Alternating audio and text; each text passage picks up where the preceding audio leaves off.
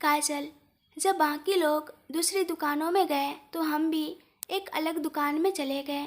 मैं बिना किसी उत्साह के शादी का लहंगा देख रही थी। तुम कुछ भी खरीद सकती हो, मैं पे कर दूंगा। मैंने उसे गुस्से में देखा और उससे दूर चली गई, लेकिन वह मेरे पीछे पीछे आया। मैं तो बस मजाक कर रहा था, तुम्हारा मूड हल्का करने के लिए। रिलैक्स, मुझे अपना मूड हल्का करवाने के लिए आपकी ज़रूरत नहीं है। मैं खुद काफ़ी हूँ अपने लिए। उसने कोई जवाब नहीं दिया तो मैं दूसरी तरफ चली गई।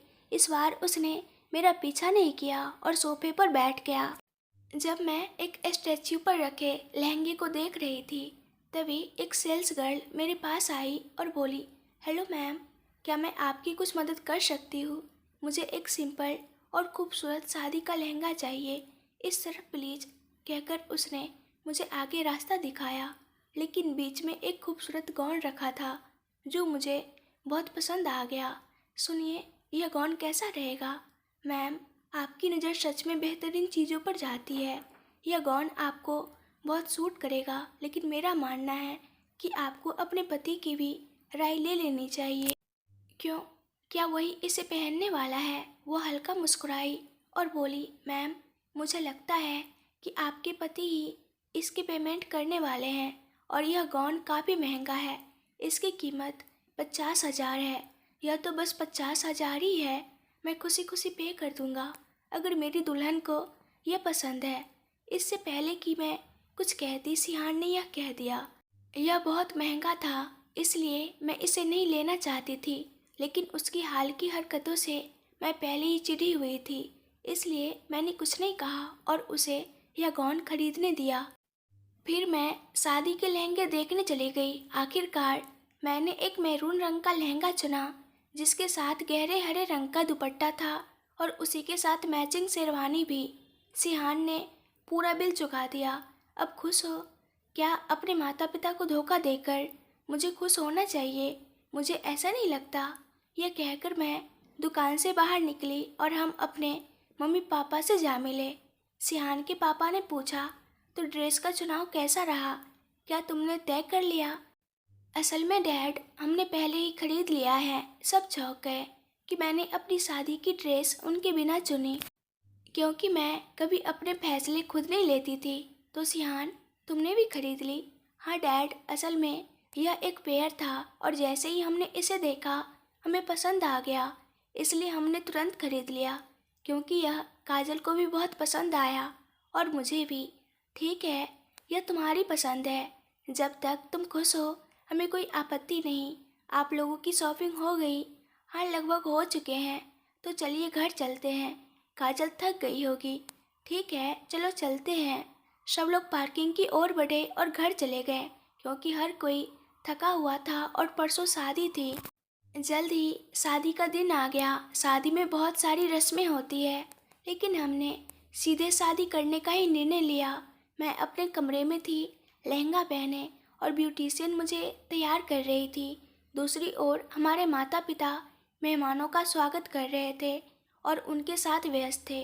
मुझे घबराहट हो रही थी। आखिर हर लड़की अपनी शादी के दिन नर्वस होती है, चाहे शादी असली हो या नकली, क्योंकि शादी के बाद लड़की की ज़िंदगी बदल जाती है और वह अपने पति और ससुराल वालों के साथ एक नई ज़िंदगी शुरू करती है।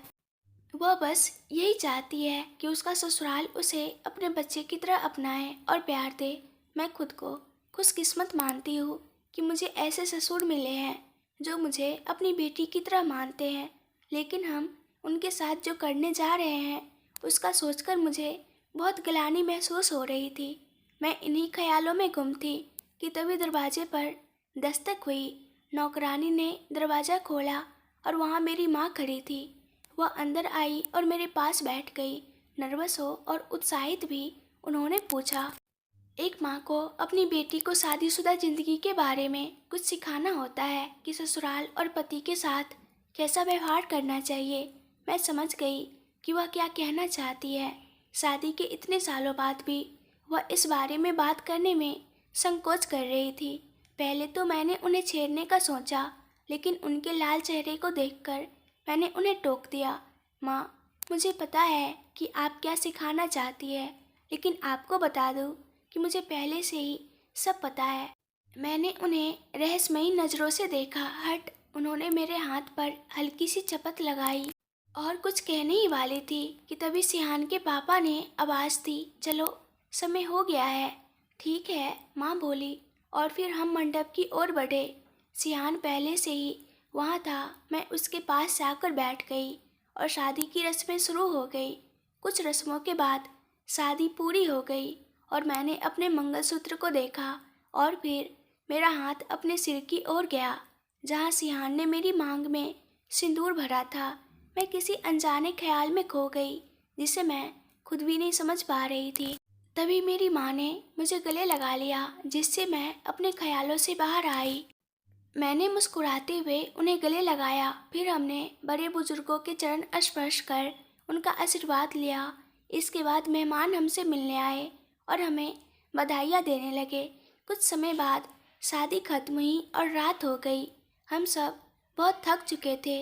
अब वह समय आ गया था जब मुझे अपने घर और अपने माता पिता को छोड़कर जाना था।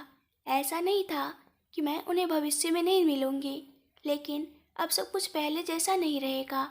अब मैं अपने कमरे में उठकर माँ के हाथ का बना खाना नहीं खा पाऊंगी। दुनिया का सबसे बेहतरीन स्वाद, अपने भाई से लड़ाई करना, पापा और चाचाओं से जिद करके शॉपिंग करवाना और छोटी छोटी नादानियाँ करना, ये सब यादें अब बीते समय की बातें हो जाएंगी। अब सब कुछ बदलने वाला था। हालांकि यह सोचकर खुद को तसल्ली दी कि कभी कभी माँ के हाथ का खाना खाने का मौका ज़रूर मिलेगा। हमने अपने माता पिता को अलविदा कहा और ससुराल के लिए रवाना हो गए। मेरे माता पिता उस घर की ओर लौट गए जहाँ मैंने पूरे 22 साल बिताए थे। पहले जब भी हम किसी फंक्शन या घूमने जाते थे तो हमेशा घर साथ ही लौटते थे, लेकिन आज वे घर लौटे और मैं उनके साथ नहीं थी। मैं कार को तब तक देखती रही जब तक वह मेरी नज़रों से ओझल नहीं हो गए। यह देखकर मेरा दिल भारी हो गया और मेरी आंखों से आंसू बह निकले। ऐसा महसूस हो रहा था जैसे मुझे मेरे माता पिता ने छोड़ दिया हो। सिहान, मैं उसके उदास चेहरे को देख रहा था। मुझे पता था कि उसके लिए अपने माता पिता को छोड़ना मुश्किल होगा। और फिर मैंने देखा कि कार के ओझल होते ही उसकी आंखों से एक आंसू गिर पड़ा। मैं उसके पास गया, उसका हाथ थाम लिया। उसने मेरी ओर देखा। वह एक बिछड़े हुए बच्चे की तरह लग रही थी जिसे सहारे की जरूरत थी। मैं कुछ कहने ही वाला था कि तभी पापा ने हमें आवाज़ दी और हम कार की ओर बढ़ गए। हम बैठ गए और घर चले गए। जब वे कार में बैठे तो कार में खामोशी छा गई। कोई कुछ नहीं बोल रहा था। काजल खिड़की के बाहर देख रही थी। सिहान उसे देख रहा था और उसके पिता उन दोनों को देख रहे थे। उन्हें महसूस हुआ कि कुछ ठीक नहीं है, लेकिन उन्होंने कुछ पूछा नहीं क्योंकि वे दोनों अच्छी तरह जानते थे यह शादी दोनों के लिए अचानक हुई थी। वे निकट भविष्य में शादी करने वाले थे, लेकिन तब कम से कम वे एक दूसरे को जानते थे। जबकि इस बार उनकी मुलाकात को कुछ ही दिन हुए थे और वे एक दूसरे को ठीक से जानते भी नहीं थे। उन्हें समय की ज़रूरत थी। उन्हें यकीन था कि ये दोनों एक दूसरे के लिए बिल्कुल सही है, इसलिए उन्होंने भी फैसला किया कि उनकी शादी हो गई। अभी ये दोनों इस बात को नहीं समझ रहे हैं, लेकिन भविष्य में वे उन्हें इस शादी के लिए धन्यवाद कहेंगे। जल्द ही वे अपने घर पहुंच गए। वे कार से उतरे और घर की ओर बढ़े। दरवाजे पर पहुंचते ही पिताजी ने उन्हें रोक लिया। फिर वे काजल की ओर मुड़े और बोले, यह तुम्हारी शादी के बाद पहली बार है जब तुम इस घर में कदम रख रही हो। अब से यह तुम्हारा भी घर है, इसलिए कोई औपचारिकता रखने की जरूरत नहीं। तुम मेरी बेटी हो। तुम मुझसे कुछ भी कह सकती हो, कुछ भी साझा कर सकती हो। यह तो तुम्हें पता ही है ना? यह सुनकर काजल की आंखों में आंसू आ गए, जिन्हें वह काफ़ी देर से रोकने की कोशिश कर रही थी। वह पिताजी से लिपट गई और बोली, मुझे पता है पापा। फिर उसने धीरे से गले से अलग होकर उनकी ओर देखा। उसे रोता देख पिताजी को भी दुख हुआ। तुम अपने घर में हो, तुम्हारे पापा हमेशा तुम्हारे साथ है, फिर रो क्यों रही हो? मुझे मम्मी पापा की याद आ रही है। अरे मेरी बच्ची, अब रोना बंद करो और यहीं रुको, मैं गृह प्रवेश की तैयारी करवा दूँ, ठीक है? काजल ने सिर हिलाया और पिताजी अंदर चले गए। अब वहाँ सिर्फ वह और शिहान खड़े थे। शिहान उसकी तरफ देख रहा था। उसका चेहरा उदास था। वह अभी भी सिसक रही थी और आंसू रोकने की कोशिश कर रही थी। वह उन्हें पोंछ रही थी, लेकिन वे थम ही नहीं रहे थे। यह देख शिहान उसके करीब गया। काजल ने उसकी ओर देखा। क्या कर रहे हो? दूर रहो मुझसे। ये सब तुम्हारी वजह से हुआ है। मुझे अपने मम्मी पापा को छोड़कर आना पड़ा। उसने उसे धक्का दे दिया। ठीक है, शिहान ने कहा।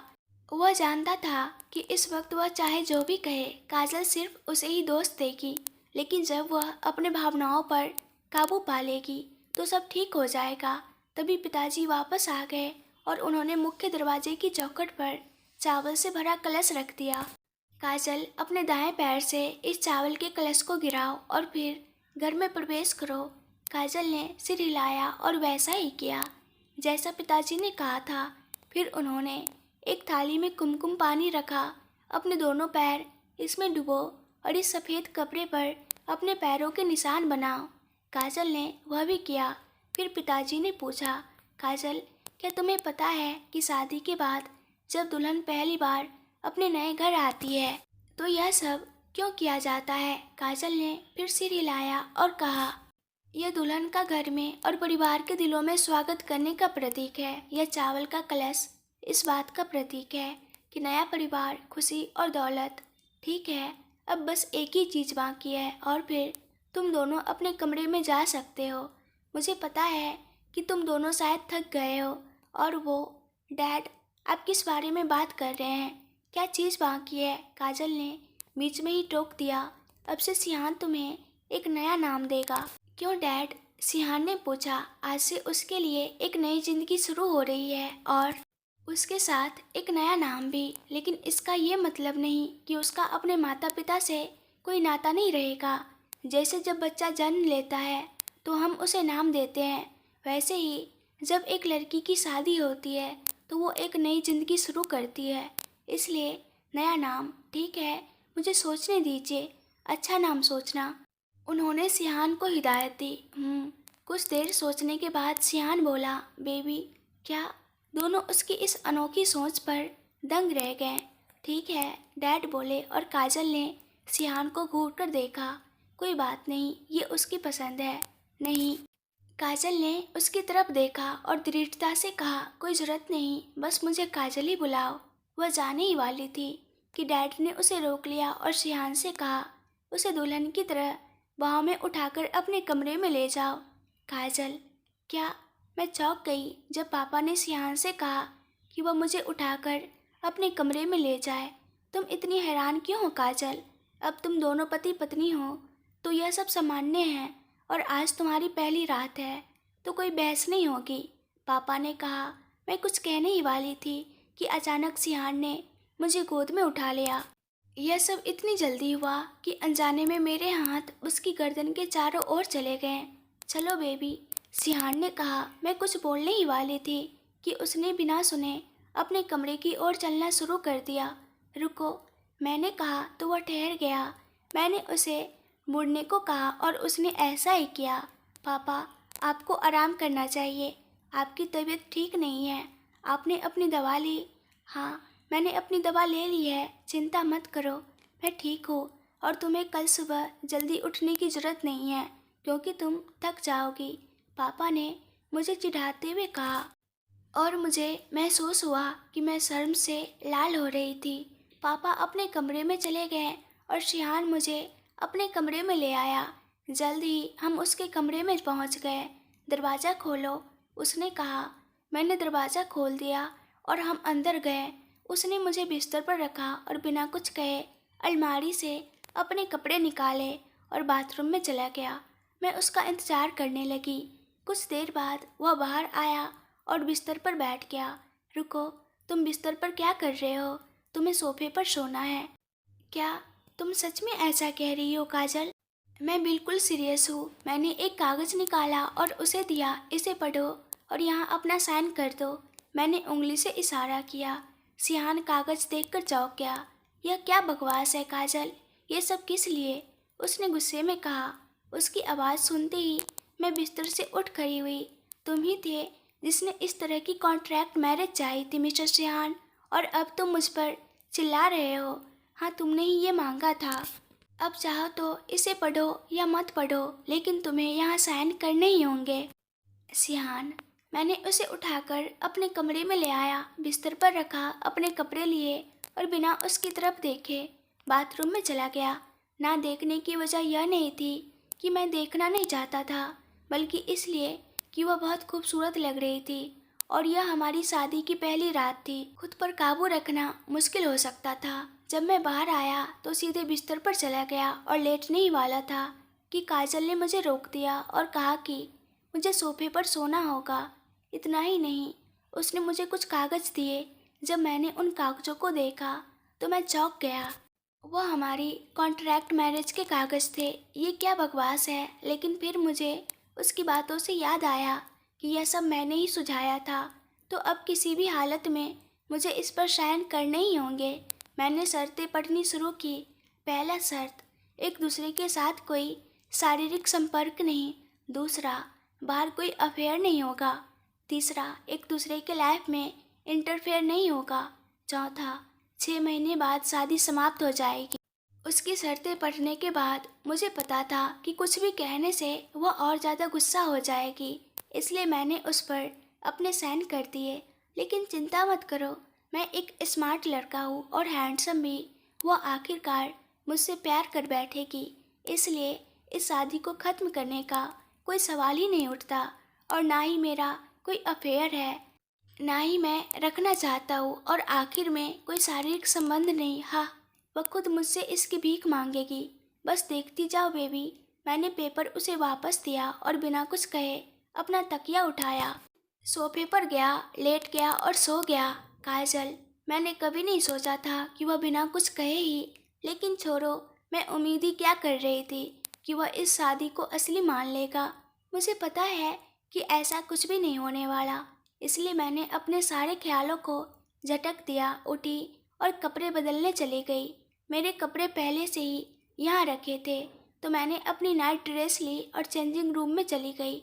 फिर अपना मेकअप हटाया और फ्रेश होने के लिए बाथरूम चली गई। मुझे वहाँ लगभग 1 घंटा लग गया, और जब मैं वापस कमरे में आई तो सिहान पहले ही सो चुका था। मैं भी चुपचाप जाकर सो गई। अगली सुबह जब मैं उठी तो मुझे कहना पड़ेगा कि मैंने बहुत अच्छी नींद ली। मैं बिस्तर से उठी और अनजाने में मेरी नज़र सोफे की तरफ चली गई, लेकिन वहाँ कोई नहीं था। सिहान पहले ही उठ चुका था। मैंने अपना फ़ोन चेक किया, यह देखने के लिए कि समय कितना हुआ है, और मैं चौंक गई। 12 बजे थे। मैं झटपट बाथरूम गई, ब्रश किया और जल्दी से नहा ली। फिर एक साड़ी पहनी और नीचे चली गई। पापा और सिहान दोनों सोफे पर बैठे थे। अब मेरा क्या होगा? मेरी नई जिंदगी के पहले ही दिन मैं देर से उठी। सिहान, मैं अपनी रोज़ की समयानुसार सुबह 8:30 बजे उठ गया, क्योंकि मैं इसका आदी हूँ। मैं अपनी आंखें हाथ के पिछले हिस्से से मलते हुए खोली और मेरी नज़र बिस्तर पर पड़ी लड़की पर गई, जो एक अजीब पोज में सो रही थी। उसका चेहरा गद्दे की तरफ था। मैं उसके पास गया। वह एक छोटे बच्चे की तरह निश्चिंत सो रही थी, बहुत प्यारी लग रही थी। मैं उसे कुछ देर देखता रहा, फिर बाथरूम गया, तैयार हुआ और नीचे चला गया। पापा हमारे इंतजार में थे, लेकिन वहाँ सिर्फ मैं था। तो उन्होंने पूछा, काजल कहाँ है? अब तक सो रही है। मैंने उसे नहीं उठाया क्योंकि वह थकी हुई थी। हाँ हाँ, उसे सोने देना चाहिए, वह ज़रूर थक गई होगी तुम्हारी वजह से। मैं जल्दी अपने पोते पोती को देखना चाहता हूँ। भगवान का शुक्र है कि वह यहाँ नहीं है, नहीं तो वो बहुत शर्मिंदा हो जाती। मैंने मन ही मन सोचा और असल में जो हुआ था उसे साफ करने की जरूरत नहीं समझी। चलिए, मुझे भूख लगी है और मुझे काम पर भी जाना है। आज काम पर मत जाओ, घर से संभाल लो। तुम दोनों कल साथ में काम पर जाना। ठीक है, लेकिन अब चलिए, मुझे बहुत भूख लगी है। वे बैठ गए। नौकरानी ने खाना परोसा और वे खाने लगे। मैंने आज तुम्हारी रिसेप्शन रखने का प्लान बनाया है। तुम्हें कोई परेशानी तो नहीं?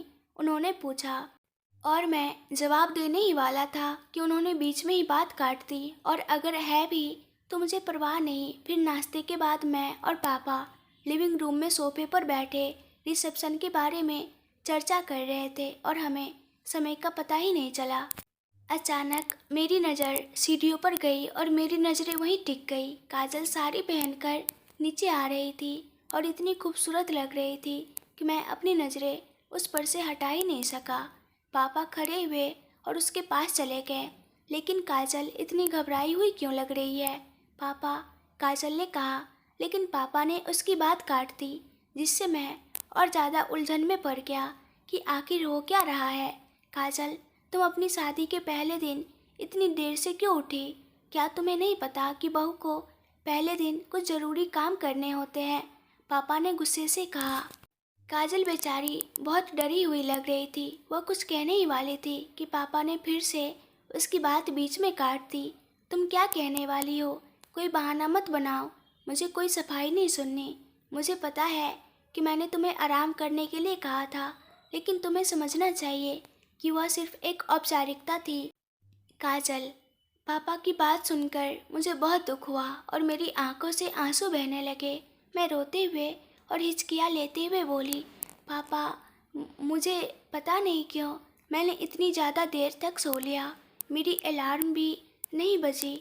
अचानक पापा ज़ोर ज़ोर से हंसने लगे। वह अपने पेट को पकड़कर हंस रहे थे। फिर वह सोफे पर बैठ गए और खुद को हंसने से रोकने की कोशिश करने लगे। कुछ देर बाद जब उनकी हंसी रुकी, तब मैं पूरी तरह से उलझन में थी। पापा ने मेरी तरफ देखा और बोले, काजल, तुम मुझे कब से जानती हो? हाँ, क्या तुम्हें सच में लगता है कि मैं ऐसा ससुर हूँ जो अपनी बहू पर सख्ती करेगा? नहीं पापा, लेकिन अभी अभी आपने जैसा व्यवहार किया उससे मैं बहुत दुखी हो गई। काजल ने कहा। काजल, तुम मेरी बेटी जैसी हो और मैं समझ सकता हूँ कि हाल में जो कुछ हुआ है उससे तुम बहुत थक गई होगी। तुम्हें इन सब चीज़ों को अपनाने के लिए समय चाहिए, ठीक है? फिर उन्होंने मेरे पास आकर मेरे चेहरे को अपने हाथों में लिया और बड़े प्यार से बोले, ठीक है, तो अब तुम भी मुझे अपने ससुर की तरह नहीं बल्कि एक पिता की तरह ही समझो, जो अपनी बेटी से बहुत प्यार करता है और उसे हमेशा खुश देखना चाहता है। मैं अपनी नाराज़गी सियान पर निकाल सकता हूँ, लेकिन तुम पर नहीं। समझी? समझ गई। बस यही मेरी काजल है। अब जाओ और नाश्ता कर लो। पापा, मैं अभी नहीं, थोड़ा बाद में लंच कर लूँगी। ठीक है, लेकिन अभी सबके लिए अदरक वाली चाय बना दो, ठीक है? और फिर वह किचन में चली गई। सिहान, काजल रो रही थी। सच में वो बच्चे की तरह रो रही थी। मैं पापा को रोकना चाहता था जब मैंने उसे रोते हुए देखा, लेकिन इससे पहले कि मैं कुछ कह पाता, पापा हंस पड़े। वो तो सिर्फ गुस्सा होने का नाटक कर रहे थे। मैं तो यही सोच रहा था, क्योंकि जब मैंने पापा से कहा था कि काजल अब तक सो रही है, तब तो उन्हें कोई दिक्कत नहीं हुई थी। खैर, कोई बात नहीं, ये सब नाटक था। फिर पापा ने काजल से चाय बनाने को कहा। मैंने पापा से सुना था कि काजल दुनिया की सबसे बेहतरीन अदरक वाली चाय बनाती है और अब मुझे भी उसे पीने का मौका मिलने वाला था। थोड़ी देर बाद काजल दोनों हाथों में कप लिए चाय लेकर आई। उसने एक कप पापा को दिया और दूसरा कप देने के लिए मेरी ओर बढ़ी। फिर वो वापस रसोई में चली गई अपना कप लेने के लिए। वापस आकर वो मेरे पास बैठ गई। मैंने चाय का कप लिया और फूंक मारकर उसे ठंडा किया। फिर मैंने चाय का एक घूंट लिया और पापा सही कह रहे थे, वाकई ये सबसे बेहतरीन चाय थी। चाय पीते ही मैं फ्रेश महसूस करने लगा। काजल, आज रात मैंने तुम्हारे लिए रिसेप्शन रखा है क्योंकि मैं चाहता हूँ कि तुम मेरे सभी मेहमानों से मिलो। मैंने सारी तैयारियाँ कर ली है। तुम्हारे कपड़े और मेकअप स्टाइलिस्ट भी जल्दी आ जाएंगे, पापा ने कहा और काजल ने बस सिर हिलाकर हामी भर दी। लेकिन एक चीज़ अलग थी, पापा की मेरे और काजल से बात करने की टोन। वे हमेशा काजल से बहुत नर्म लहजे में बात करते थे। कभी कभी तो मुझे शक होता है कि मैं उनका बेटा हूँ या वो उनकी बेटी। जैसे ही दोपहर का भोजन करने का समय हुआ, सब लोग खाने की मेज़ पर इकट्ठा हो गए, सिवाय काजल के। काजल रसोई में व्यस्त थी क्योंकि आज उसकी पहली रसोई थी और वह भोजन तैयार करने में लगी हुई थी। काजल, हमें और कितना इंतज़ार करना पड़ेगा? पापा ने ज़ोर से कहा ताकि उनकी आवाज़ रसोई तक पहुंच सके। यह सुनते ही काजल घबरा गई और जल्दी जल्दी काम करने लगी। कुछ सेकेंड बाद फिर से आवाज़ आई, लेकिन इस बार यह सिहान की थी। काजल, हम लंच करने का इंतज़ार कर रहे हैं, डिनर का नहीं। और कितनी देर, उससे पहले कि वह अपनी बात पूरी कर पाता, काजल ने गुस्से और झुंझलाहट भरी नज़रों से उसे देखा। वह पहले ही परेशान थी। जल्दी जल्दी उसने खाना बाहर लाना शुरू किया और एक एक कर मेज़ पर रख दिया। अगर तुम लोग अच्छा खाना खाना चाहते हो तो याद रखो, अच्छे खाने के लिए इंतज़ार करना पड़ता है। और दूसरी बात, जब मैं खाना बना रही हूँ तो मुझे डिस्टर्ब मत किया करो, नहीं तो जला हुआ, ज़्यादा नमकीन या ज़्यादा तीखा खाना मिलेगा, क्योंकि मुझे पूरी तरह से ध्यान लगाना पड़ता है, प्लीज़। उसकी बात सुनकर पापा और सिहान दोनों अपनी हंसी रोकने की कोशिश करने लगे। काजल ने यह नोटिस किया, लेकिन अनदेखा कर दिया और सबको खाना परोसने लगी। उसके बाद वह उनके सामने खड़ी हो गई। उसने चावल, दाल, पनीर टिक्का और रोटी बनाई थी। मीठे में हलवा भी था। खाना देखने में तो अच्छा लग रहा था, लेकिन स्वाद कैसा होगा? पापा और सिहान ने हल्की झिझक के साथ सबसे पहले रोटी और पनीर टिक्का चखा। काजल को खाना बनाना ज़्यादा नहीं आता था और पापा इस बात को पहले से जानते थे। उन्होंने यह बात सिहान को भी बता दी थी।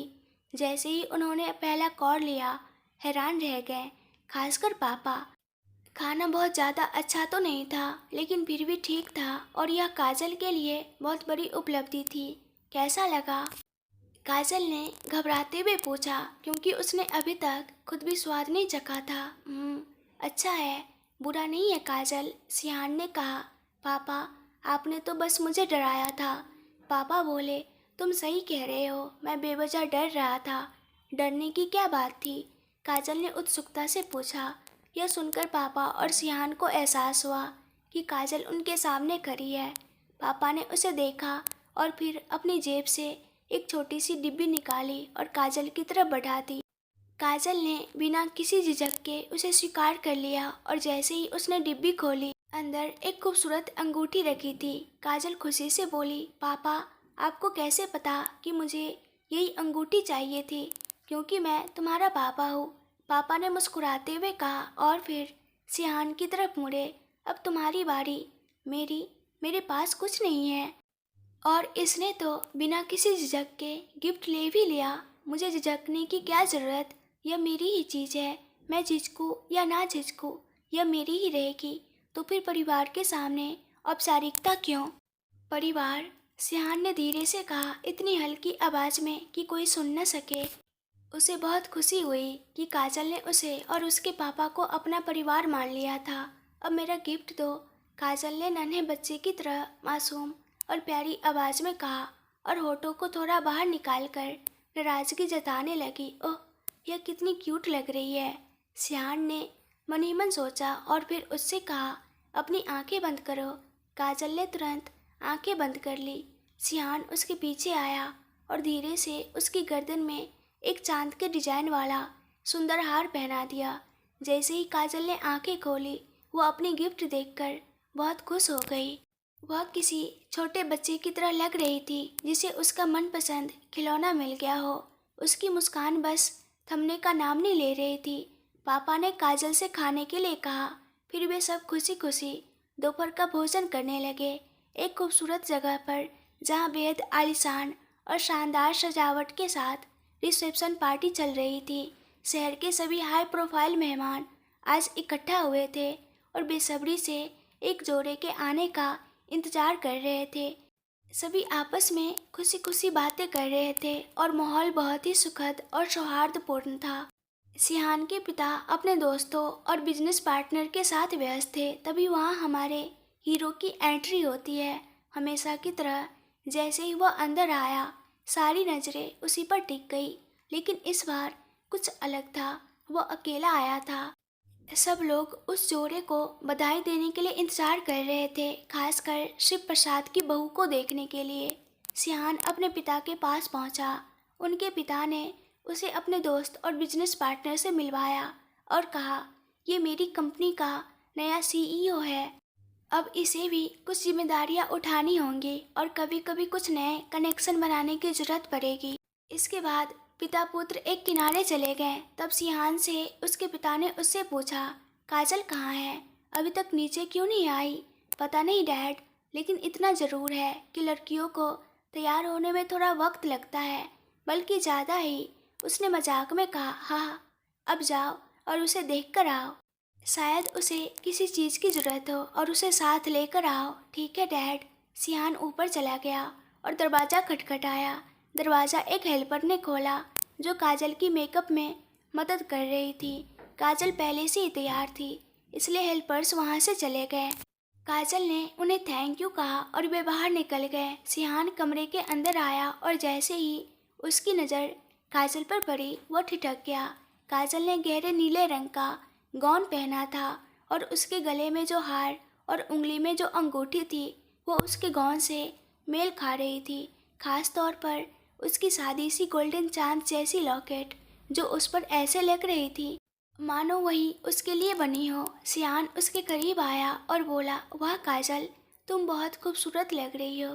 Thank you. तुम यहाँ क्यों आए हो? कुछ चाहिए था? उसने हल्की आवाज़ में कहा। क्या कहा तुमने? कुछ नहीं, डैड ने तुम्हें बुलाया है और तुम्हें मुझे लाने के लिए भेजा है। चलो ठीक है। काजल जैसे ही चलने लगी, सियान ने अपना हाथ आगे बढ़ाया। काजल ने चौंकते हुए उसका हाथ थाम लिया, लेकिन उसने कुछ नहीं कहा और दोनों सीढ़ियों की ओर बढ़े। जैसे ही वे सीढ़ियों तक पहुँचे, अचानक सारी लाइट्स बुझ गई। रुको, वरना गिर जाओगी, सियान ने कहा और अनायास ही काजल ने उसका हाथ और कसकर पकड़ वह नीचे देख रही थी और सियान उसे देख रहा था। क्या हुआ? उसने पूछा। मैं घबराई हुई हूँ। मैं इससे पहले कि वह अपनी बात पूरी कर पाती, सियान ने अपना हाथ उसकी कमर पर रख दिया, जो पहले उसका हाथ पकड़े हुआ था, और उसे पास खींच लिया। मेरी तरफ देखो, उसने कहा और उसने उसकी आंखों में देखा जो गहरी थी और कुछ सेकंड के लिए वह उसमें खो गई। सिहान उसके कान के पास आया। तुम्हें घबराने की जरूरत नहीं है बेबी, क्योंकि तुम्हारा पति तुम्हारे साथ है। और यह सुनकर वह चौंक गई और उसके शरीर में एक सिहरन दौड़ गई। काजल, उसने अभी क्या कहा? मैं तो हैरान रह गई और खांसने लगी। यह देखकर सिहान ने तुरंत वेटर को पानी लाने के लिए कहा। मैंने पानी पीते हुए उसकी तरफ देखा और उससे पूछने ही वाली थी कि उसका मतलब क्या है, लेकिन तभी अचानक मुझे अपने कंधे पर एक हल्का सा स्पर्श महसूस हुआ। मैंने पीछे मुड़कर देखा और सामने मेरी सबसे अच्छा दोस्त खड़ा था, या यूँ कहो कि इस वक्त मेरी बचाव करता। हाँ, यह रूहान था। मैं उसे देखकर मुस्कुराई। वो मेरी पीठ पर हाथ रखने ही वाला था कि अचानक सिहान हमारे बीच आ गया और उसने रूहान को गले लगा लिया। मैं तो अवाक रह गई। आज क्या हो रहा है? उसे क्या हो गया है? वे दोनों गले मिलने के बाद एक दूसरे की आंखों में देखने लगे। मैंने खासकर गला साफ किया ताकि वे मेरी ओर ध्यान दे। तुम कहाँ थे? अस्पताल के बाद तुमसे मुलाकात ही नहीं हुई। ना तुम मेरी शादी में आए और ना ही मेरी कॉल का जवाब दिया। मैंने शिकायत भरे लहजे में पूछा। मैं शहर से बाहर था, उसने जवाब दिया। क्यों? मुझे माँ के पास जाना पड़ा। उनकी तबीयत ठीक नहीं थी। सब कुछ अचानक हुआ, इसलिए तुम्हें बता नहीं सका, पर तुम्हें कम से कम एक कॉल तो करनी चाहिए थी। असल में मेरा फ़ोन खो गया था। ये मेरा नया नंबर है, मैंने उसका नंबर सेव कर लिया। अब उनकी तबीयत कैसी है? वो अब ठीक है और मेरे साथ रह रही है। और जब उन्हें पता चला कि तुम शादी कर चुकी हो, तो उन्होंने मुझे मजबूर किया कि कम से कम तुम्हारी रिसेप्शन में जाओ, वरना मैं तो आने का इरादा ही नहीं रखता था। तुम ऐसा कैसे कर सकते हो? हाँ, भूल जाओ, उसने बीच में टोक दिया। मैं समझ गई कि वह इस विषय पर बात नहीं करना चाहता, इसलिए मैंने उसे मजबूर नहीं किया। मुझे भूख लगी है, मैंने कहा, और दोनों मेरी ओर देखने लगे। मैं जा रही हूँ। मैं खाने के काउंटर की तरफ चली गई। वहाँ ढेर सारे स्वादिष्ट पकवान रखे थे। मैंने हर एक डिश को एक एक करके खाना शुरू किया। मुझे इतनी ज़्यादा भूख लगी थी और मैं खाने में इतनी व्यस्त थी कि मैंने ध्यान ही नहीं दिया कि कोई मुझे लगातार देख रहा था। जब मुझे एहसास हुआ और मैं मुड़ने ही वाली थी, तभी किसी ने मेरे आंखों पर हाथ रख दिए और मेरी नज़रें अंधेरे में डूब गई। मैं कौन हूँ? उस व्यक्ति ने पूछा। जैसे ही मैंने उसकी आवाज़ सुनी, मेरी सारी बेचैनी खत्म हो गई। वो मेरी सबसे अच्छी दोस्त लीना थी।